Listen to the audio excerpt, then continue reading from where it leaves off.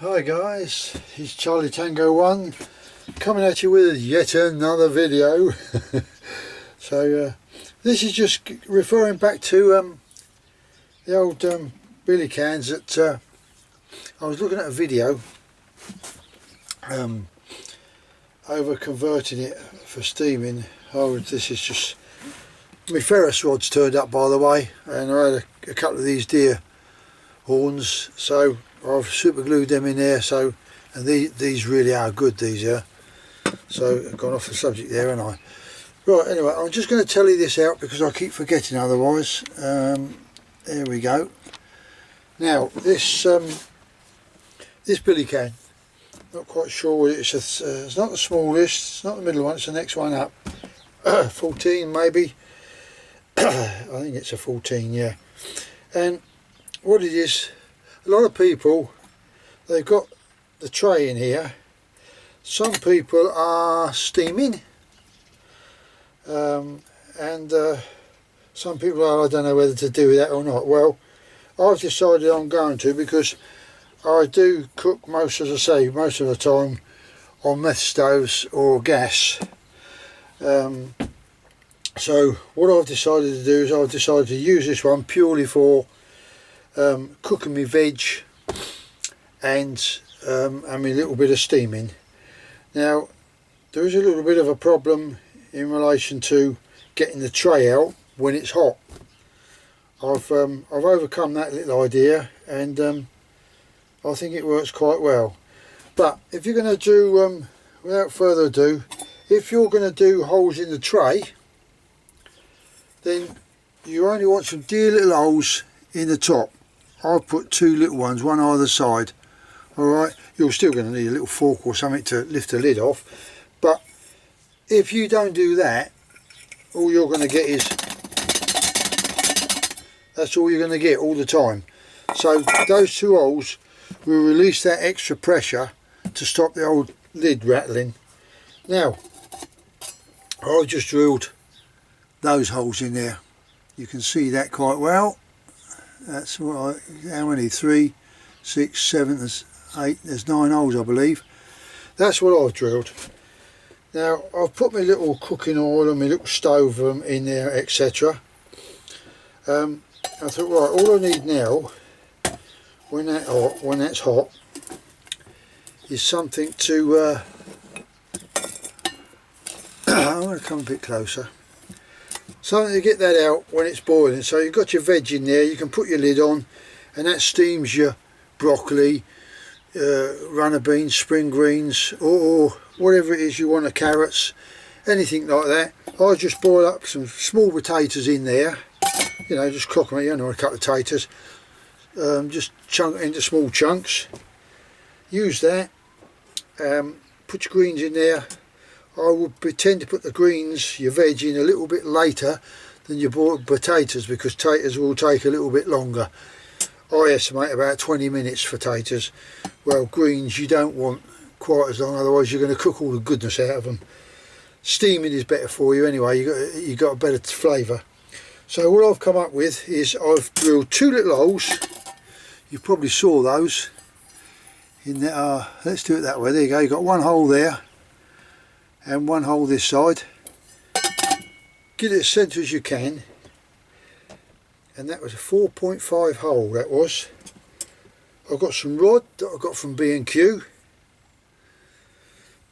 bent it round twice round my jig that I do my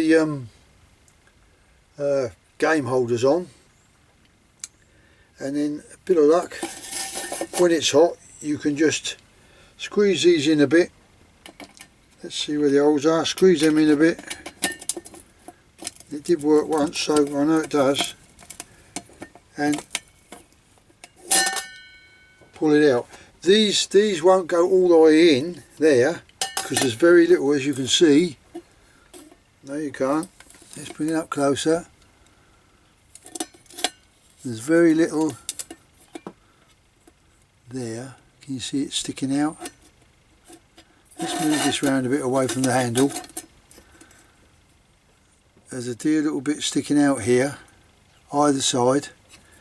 You can make it smaller if you wish, so that it only goes through the thickness of the metal, but it's a little bit iffy, and I might even still just do that, because you're only getting half of it.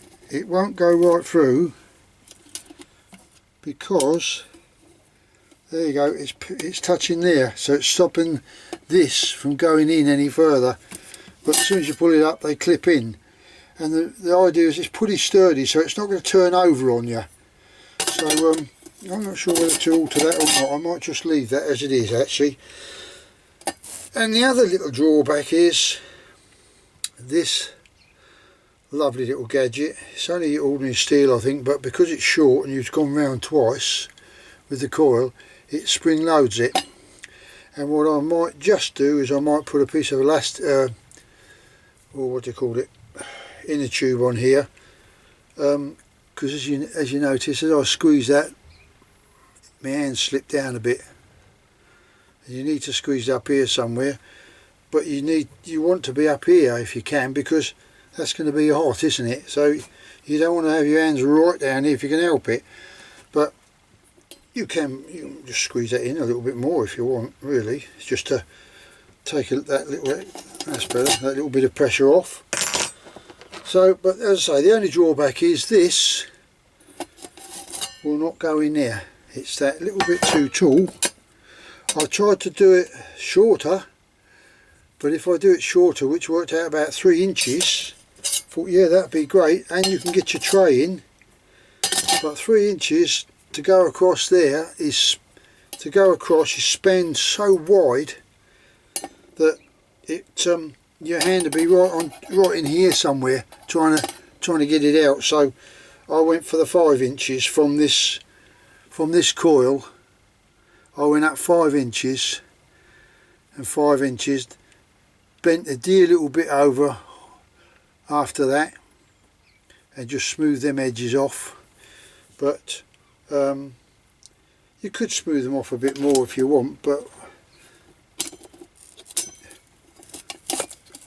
what I like is it goes in there. As soon as you lift that out, they clip in. But it's only because there's not much free play on that. Look, there's not much free play in that. Let's get it right so you can see. There's only a little bit of free play, but as soon as you drop that in there, all that free play goes. You've got it there. So anyway, that's what I'm going with. I'm quite pleased with it, so I don't mind carrying that in my rucksack if I have to. Don't forget the 2 little holes in the lid. Those little things are come in handy. I just plonk them all in there. I've got all my little seasons and all my other bits and bobs all go in there lovely. Sugar, salt, pepper, mustard, vinegar, etc, etc. They're all in there, look. So when you get, and the oil's in there, so when you got all that in there, plus your cooking stuff. I've got a little meths bottle. I shall even bung that in there as well, so all I've got to do is just grab this pot and I know I've got the cooking stuff in there. And the other little thing I did see on YouTube as well, which I quite like the idea of, is that there. These, yeah, they're all right when you got these up here. Yeah, that holds it in place. That's brilliant. So on the smaller ones, you only had the one clip. Don't work very well once you go down even smaller than this. So you have the one clip on it. So what I decided to do, I see a chap who done this. He got a bit of this. Little piece of elastic. That's all it is. Little piece of elastic. And because that's a bit floppy in there, that just pushes in there nice. And that holds that. Look. You're not forcing the tin apart. It's just a nice snug fit. So I thought, yeah, I'll do that and all. So there we go. Just a few little ideas that I thought you might like the idea of. So if it helps someone by giving them some little idea. As I say, I saw it on YouTube and I quite like the idea of it, so I done the same thing. I just copied them. Yeah, it's not my idea. That's not really my idea as well. It comes from Dave over in the US. Something to your monkey or whatever it is. I forgot his name.